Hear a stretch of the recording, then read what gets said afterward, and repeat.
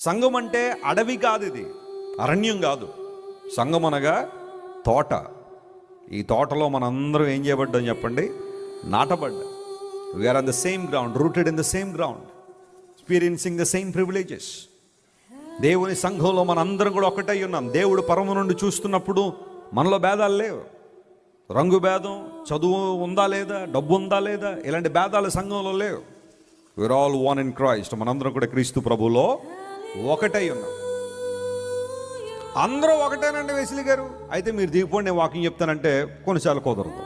ఎందుకంటే మరి ఆ బాధ్యత దేవుడు మాకు ఇచ్చాడు కాబట్టి సంఘ నాయకత్వం, సంఘ క్రమం ఒకటి ఉంటుంది. అందరం ఒకటే కాదంట్లా, కానీ సంఘ క్రమం ఒకటి ఉంది కాబట్టి ఆ క్రమాన్ని మనం ఫాలో అవుతున్నాం, సంఘ నాయకత్వం. But when God sees everybody, we are all equal in the sight of God. పురుషుడని స్త్రీ అని కూడా ఏమి లేదట, భేదం లేదు. ఆయన రక్తము ద్వారా కడగబడిన మనందరం ఆయన దృష్టిలో ఒకటై ఉన్నాం. What a power in unity. ఐక్యములో, సమైక్యతలో ఎంత శక్తి దాగి ఉంది. తిరిగి రండి, పూర్ణ హృదయంతో మిమ్మల్ని నాటతాను నేను. దేవుని సంఘం అనే ఉద్యానవనంలో మనం నాటబడిన వారు. ఆయన ఇస్తున్న నీరు, సూర్యరశ్మిని మనం తీసుకుని ఫలములు ఫలించే జీవితం, ఆయన కొరకు ఫలించే జీవితం. ఎలాంటి అనుభవంలో మనం ఉన్నాం ఆలోచించండి.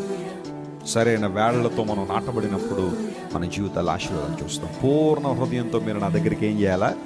తిరిగి రావాలి.